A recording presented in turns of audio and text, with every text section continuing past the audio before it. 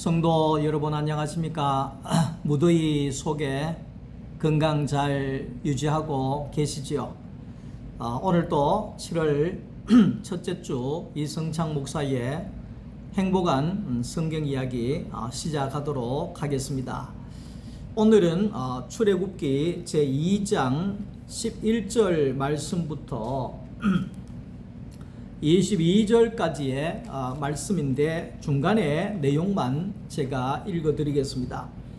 모세가 장성한 후에 한 번은 자기 형제들에게 나가서 그들이 고되게 노동하는 것을 보더니 어떤 애굽 사람이 한 히브리 사람 곧 자기 형제를 치는 것을 본지라. 좌우를 살펴 사람이 없음을 보고 그 애굽 사람을 쳐 죽여 모래 속에 감추니라. 이튿날 다시 나가니 두 히브리 사람이 서로 싸우는지라. 그 잘못한 사람에게 이르되 내가 어찌하여 동포를 치느냐 하매 그가 이르되 누가 너를 우리를 다스리는 자와 재판관으로 삼았느냐. 내가 애굽 사람을 죽인 것처럼 나도 죽이려느냐. 모세가 두려워하여 이르되 이 일이 탈로 나게 되었도다. 바로가 이 일을 듣고 모세를 죽이고자 하여 찾는지라. 모세가 바로의 낯을 피하여 미디안 땅에 머물며 하루는 우물 곁에 앉았더라. 아멘. 오늘은 출애굽기 2장 11절부터 22절 말씀 가지고 구원자를 기르시는 하나님이라고 하는 제목으로 말씀을 함께 나누려고 합니다. 이 모세는 애굽 땅에서 태어났지요. 애굽의 공주의 손에서 애굽의 지식과 애굽의 학문을 배우면서 그렇게 자라났다는 겁니다. 애굽이라고 하는 것은 세상을 대표하는 말입니다. 애굽이라고 하는 곳은 성경에서 세상을 가리킵니다. 하나님의 나라하고는 정반대지요. 세상의 나라를 말합니다. 그래서 히브리서 11장 16절에 우리의 본향은 하나님의 나라다, 하나님이다 이렇게 이야기를 합니다. 고린도전서 3장 12절 말씀 속에서도 우리가 하나님의 영에 속한 사람이다 이렇게 이야기를 합니다. 그러니까 우리가 이 세상을 살고 있지만 오늘 저와 여러분들은 세상에 속해 있는 자가 아니라 하나님에게 속해 있는 자다. 우리의 본적은 하나님의 나라다. 우리의 고향은 하나님의 나라다. 우리의 소속은 하나님의 나라다. 이렇게 말하고 있습니다. 그래서 이러한 우리의 이 정체성을 우리가 분명히 알아야지만이 세상을 살아가는데도 세상에 빠지지를 않는다는 거지요. 애굽이라고 하는 땅에 비록 살고 있지만, 애굽의 바로 왕의 궁전에 비록 살고 있지만 내 정체성은 하나님이요. 나는 하나님께로 나왔고 하나님에게 소속되어 있고 나는 하나님의 나라를 세워가야 하는 자다 하는 이런 자기 출생의 정체성을 분명하게 가지고 있어야지만이 애굽에 빠져들지 않는다는 것을 말하고 있습니다. 오늘 저와 여러분들도 마찬가지입니다. 우리는 세상에 살지만 세상의 종이 아닙니다. 세상에 속한 자가 아닙니다. 오늘 우리는 하나님에게 속한 자다. 하늘에 속해 있는 자다. 이 정체성을 오늘 저와 여러분들이 분명히 알아야지만이 육체에 빠지지 않고 세상에 빠지지 않고 세상에 시간을 보내지 않는다는 것을 말하고 있습니다. 근데 우리가 속해 있는 것이 하나님에게 우리가 속해 있다, 하늘에 속해 있다, 이거를 모르게 되면 우리는 세상 중심으로 살아갈 수밖에 없는 겁니다. 세상의 것 때문에 우리가 울고, 세상의 것 때문에 실망하고, 세상의 것 때문에 절망하고, 세상의 것 때문에 인생을 포기하는 그런 경우가 있을 수가 있다는 겁니다. 자, 그래서 하나님은 모세가 애굽의 학문과 지식과 문화와 이런 모든 것을 배우게 했습니다. 배우게 했는데 하나님께서는 결국은 이 모든 것을 애굽에 있는 이스라엘 백성들을 구원하기 위한 과정으로 그 바로 왕과 애굽을 알게 하기 위하여서 이 하나님께서는 모세가 가지고 있는 애굽의 모든 것들을 사용하셔서 이스라엘을 이끌어내는데 쓰게 하셨다, 이렇게 볼 수가 있습니다. 우리가 하나님을 모를 때는 세상을 위해서 살 수가 있습니다. 그러나 우리가 세상에서 살아가는 과정 중에 세상의 학문이나 세상의 모든 어떤 지식이나 이런 모든 것들을 우리가 예수를 만나고 난 이후에는 우리가 그 모든 것들을 하나님의 나라를 위해서 쓸 수 있는 사람이 되어져야 한다는 것입니다. 모세는 40살이 되었을 때 밖에 나가봤습니다. 밖에 나가보니까 이스라엘 백성들이 거기에 고역을 행하고 있습니다. 노역을 행하고 있습니다. 그리고 애굽에 있는 사람들이 채찍을 들고 이스라엘 백성들을 감시하고 있습니다. 그러면서 조금만 일을 늦게 해도 채찍으로 때리고 발로 차고 괴롭히고 하는 것을 봤습니다. 그래서 이 모세가 내가 저들에게 뭘 도와줄 것이 없나 싶어서 나갔더니만 애굽의 군인이 이스라엘 백성들을 때리고 있었습니다. 그래서 이 모세가 스그면이 가서 그 애굽 사람을 주먹으로 한번 쳐버렸습니다. 그러니까 그 애굽 사람이 죽었습니다.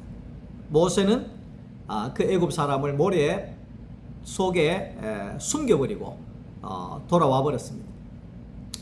그리고 이제 모세가 그 다음 날 또 내가 이스라엘 백성들에게 뭐 도와줄 일이 없나, 할 수 있는 게 없나 싶어서 나갔더니만 이제는 이스라엘 백성들이 둘이서 동포끼리 싸우고 있습니다. 그래서 잘못한 사람에게 가서 이야기를 합니다. 왜 같은 동포끼리 싸우고 있느냐? 당신은 왜 같은 동포를 때리느냐? 뭐 이런 식으로 이야기를 했는데 그 이스라엘 사람이 눈을 뜨고 이야기를 합니다. 어제는 당신이 애굽 사람을 죽이더니만 오늘 내까지 죽이려고 하느냐? 네가 뭔데 끼어드느냐? 네가 우리의 재판장이라고 되느냐? 이런 식으로 모세에게 대들었다는 겁니다. 그러니까 모세가 겁이 덜컥 났지요. 같은 동포인데도 불구하고 자기가 도와주려고 하는데 자기를 공격하는 이런 일들을 보면서 모세가 도망을 갑니다. 자칫 잘못하면 바로왕이 알면 나를 죽일 것이 분명하기 때문에, 그래서 모세가 광야로 도망을 나가게 된다. 이것이 오늘 이 본문의 내용들이거든요. 그런데 오늘 그 내용을 자세히 보면 결국 바로왕이 알았잖아요. 바로왕이 알았다는 것은 이스라엘 백성이 바로왕에게 모세가 어제는 애굽 사람도 죽이고 오늘은 내를 죽이려고 하더라, 뭐 이런 식으로 고발을 했기 때문에 안 거 아니겠어요. 그러니까 이 모세는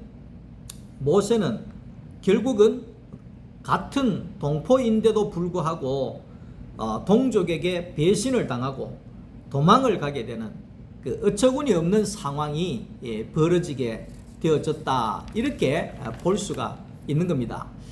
자, 이것이 이제 우리의 구원에 있어서 매우 중요한 일이라는 겁니다. 과정이라는 겁니다. 만약에 우리 곁에 있는 사람들이 우리를 배척하지 않고 우리를 환영한다고 하면, 우리를 환호한다고 하면 우리는 광야로 나갈 필요가 없고 나가지도 않을 것입니다.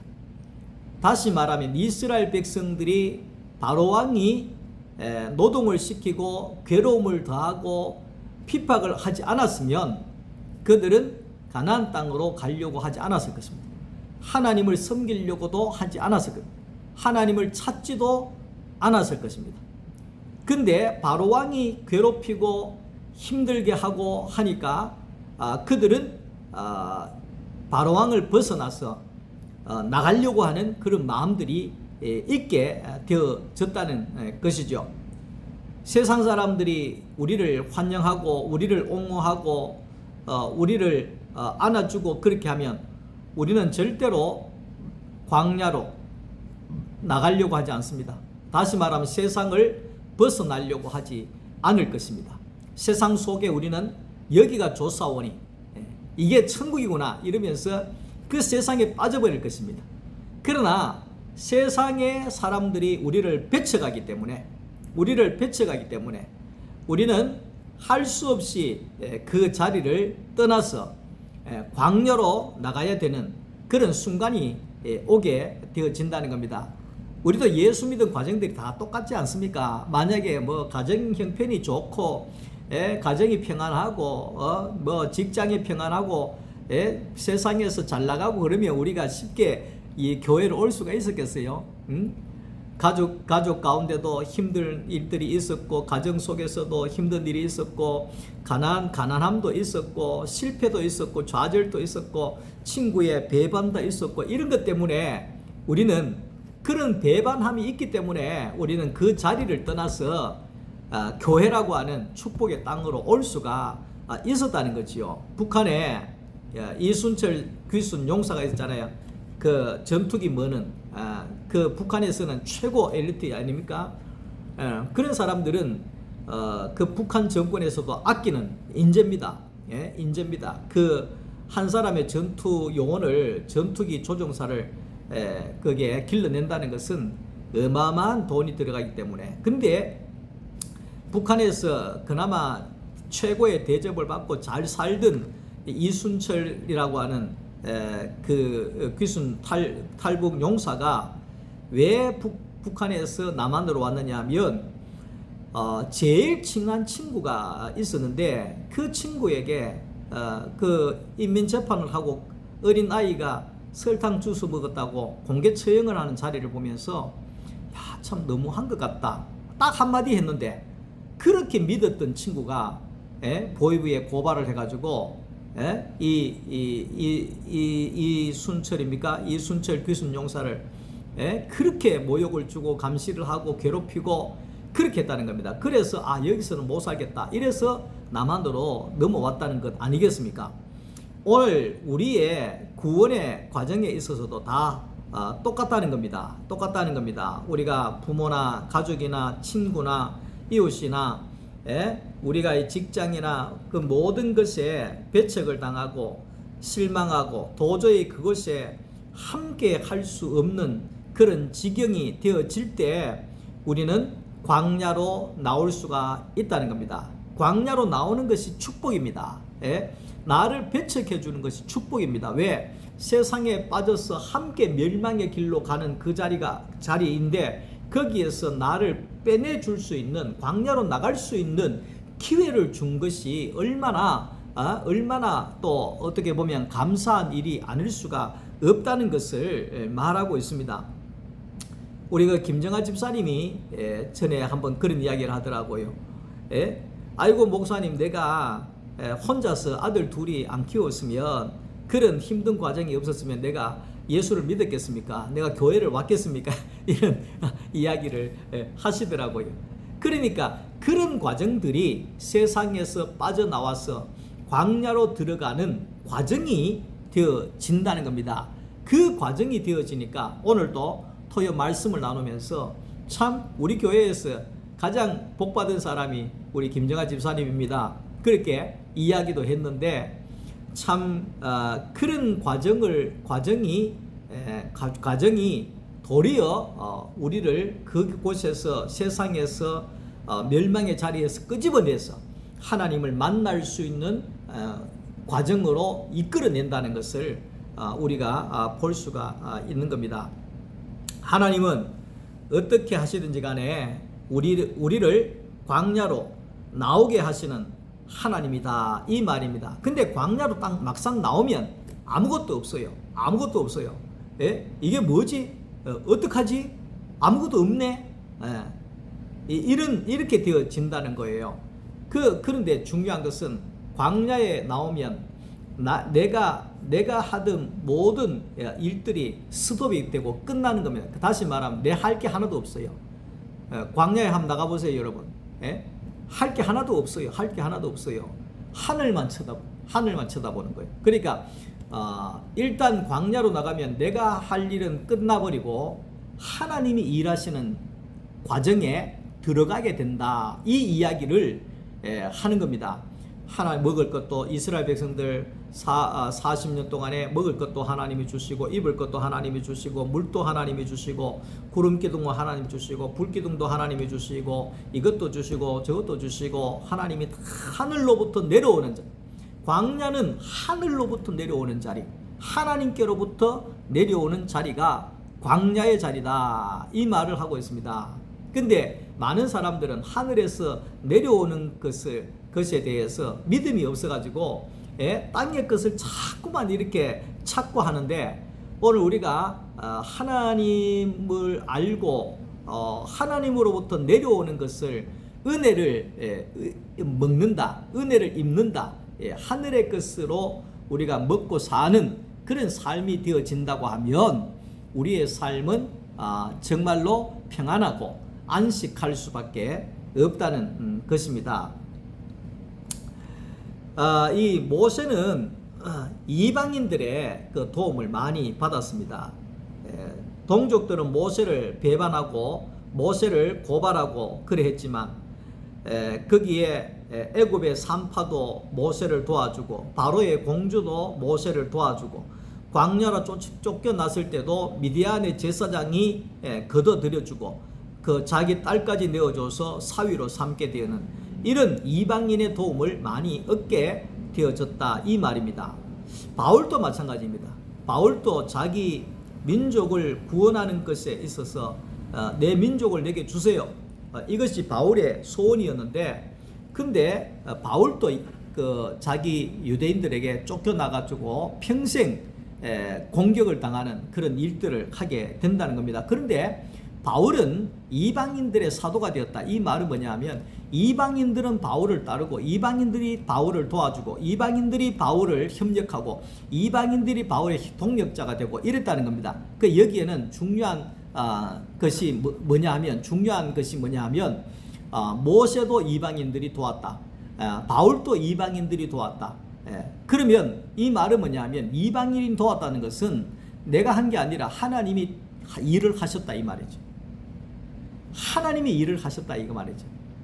하나님이 일을 하는 사람이다, 이 말이죠. 모세도 하나님이 일하니까 그렇게 위대한 일을 한 것이고 바울도 하나님이 일하시니까 그렇게 위대한 일을 한 것이다, 이 말을 우리가 하게 되어진다는 겁니다. 하게 되어진다는 겁니다. 그리고 이제 모세는 양을 치는 사람이 되잖아요. 미디안 광야에서 40년 동안 양치기를 합니다. 왜 합니까? 하나님의 목자가 되기 위해서. 다시 말하면 애굽의 40년 동안의 리더십은 말 안 듣면 주먹으로 때려가 죽여버리는 그런 세상적인 리더십이었습니다. 매를 들고 순종하게 하고 매를 들고 일하게 하고 이렇게 핍박해서 목적을 이루고 이런 사람이었습니다. 근데 하나님의 교회는 그렇게 하는 데가 아니다. 하나님의 교회는 매 들고 때리면서 기도해라 하고 매 들고 때리면서 예배 드리라 하고 이런 게 아니라는 거예요. 이런 게 아니라는 거예요. 제가 왜 웃느냐 하니까 해인사 밑에서 목회하던 목사님이 생각이 나서 그런데 그 목사님 좀 과격하거든요. 어느 정도 과격하느냐 하니까 해인사에 가가지고 중들한테 전도할 정도의 과격한 사람입니다. 근데 이분은 하나님한테 과거입니다. 지금은 아니죠. 과거에 하나님 앞에 예배 드리는데 이놈들이 어떻게 떠들어 그러면서 이 긴 짝대기를 가지고 애들 머리를 톡톡 때리고 똑바로 앉아! 이러고 그런 분이 있었는데 그 마음은 이해한데 뭐냐면 강제적으로 예배시키고 기도시키고 헌금시키고 이게 아니라는 것입니다. 하나님의 목자는 세상에는 그렇게 북한은 나와하면 다 나가잖아요. 안 나가면 야단. 북한은 울어하면 다 울어버리잖아요. 안 울어버리면 죽으니까 벌벌벌벌 떨잖아요. 근데 하나님의 나라는 생명의 나라는 평화의 나라는 그런 데가 아니라는 걸 우리가 알아야 된다는 겁니다. 그러니까 하나님은 40년 동안 양치기를 통해서 하나님의 목자로서 이 모세를 길러 내었다, 이렇게 볼 수가 있는 겁니다. 모세가 애굽 왕궁의 최고의 왕궁의 대학을 나왔지만은 하나님의 목자는 될 수가 없는 겁니다. 아무리 세상에서 서울대학교를 나오고 하버드 대학교를 나왔고 박사학위를 받았다고 할지라도 하나님의 교회의 목자가 되지는 못한다는 겁니다. 하나님의 목자의 과정을 거치지 아니하면, 양치기의 과정을 40년 동안 거치지 아니하면 하나님의 마음을 내어놓을 수 없고 어미의 마음을 내어줄 수 없는, 젖을 먹일지 못하는 자가 되어진다는 것을 말씀하고 있습니다. 목자가 된다는 것이 쉬운 일이 아닙니다. 박사만 된다고, 성경만 가르친다고 목자가 되는 것이 아닙니다. 목자가 되는 것은 내가 죽어져서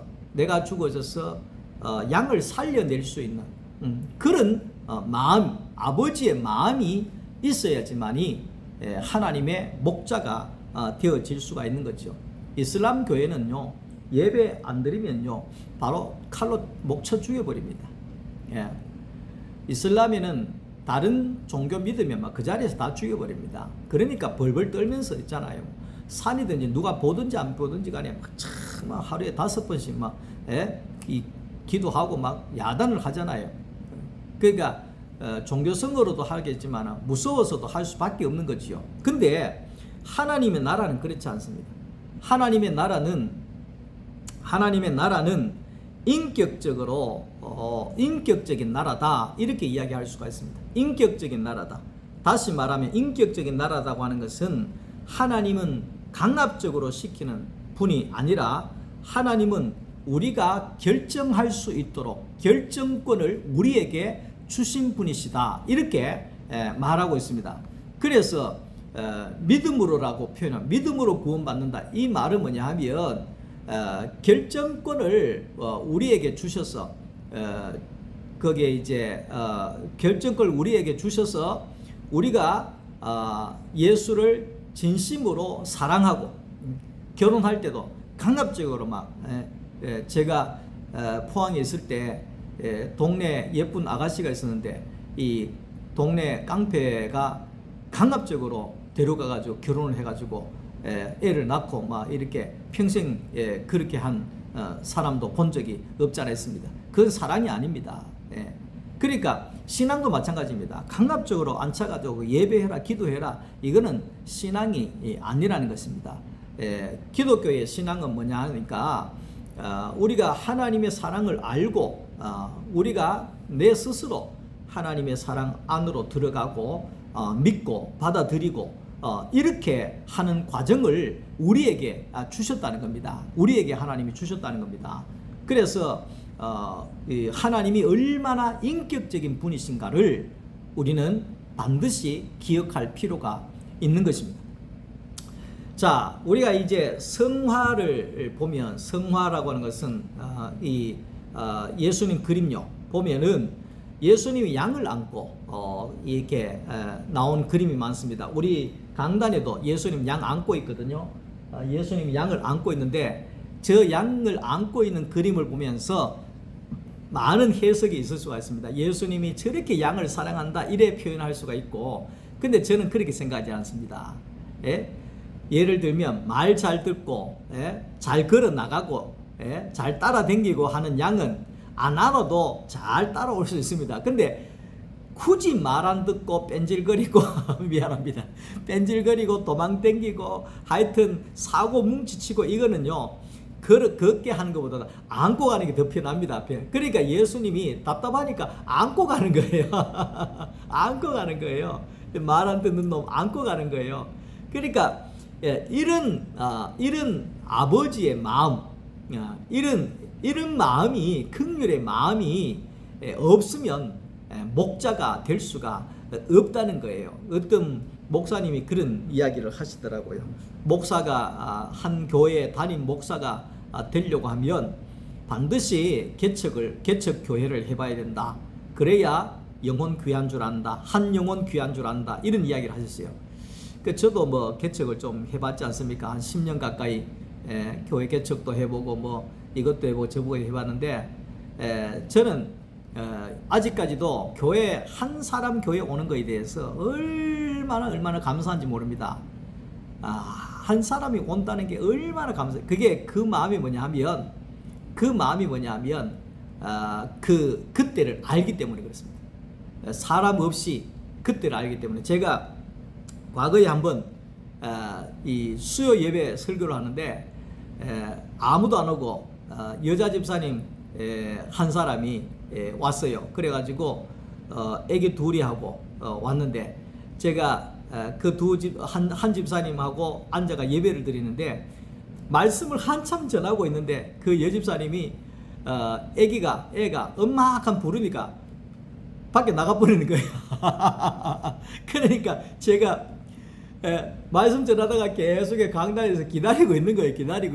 지금. 그렇게 땀이 났던 시간이 있습니다. 왜냐하면 그런 시간들도 있기 때문에 한 영혼이 진짜 천하보다도 귀하구나. 누가 이야기하더라고. 개척교회는 참 지나가는 개가 들어와도 참 반갑다고. 그럴 정도의 간절함이 있다는 것을 이야기하고 있는 거예요. 자, 그래서 이 양이라고 하는 것은 참 다루기가 어려운 거지요. 말 안 듣기로 유명한 게 양인데 모세는 40년 동안 양치기를 한다는 겁니다. 그 말은 뭡니까?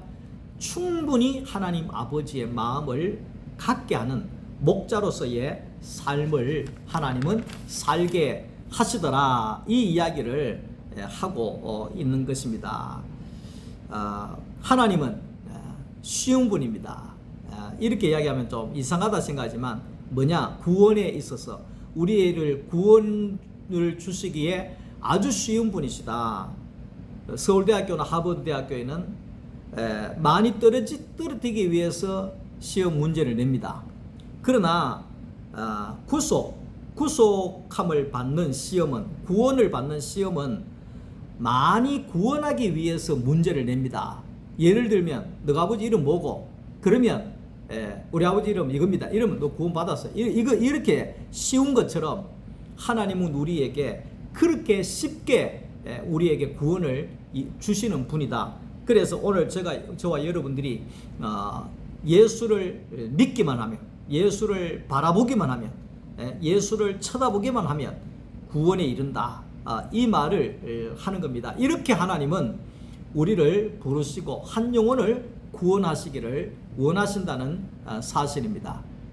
오늘 하나님 아버지께서 우리에게 양치기의 사명 가운데서 하나님 아버지의 마음을 알아서 한 영혼이 천하보다도 귀함을 알고 예수만 쳐다보면 살리라, 이런 아버지의 마음을 알고 우리 모두가 예수 안에서 하나님이 일하시는 그런 능력의 삶이 펼쳐질 수 있기를 주님의 이름으로 축원합니다. 오늘 밤도 평안한 저녁 되시고 내일 주일날 또 만나 뵙겠습니다. 사랑합니다. 감사합니다.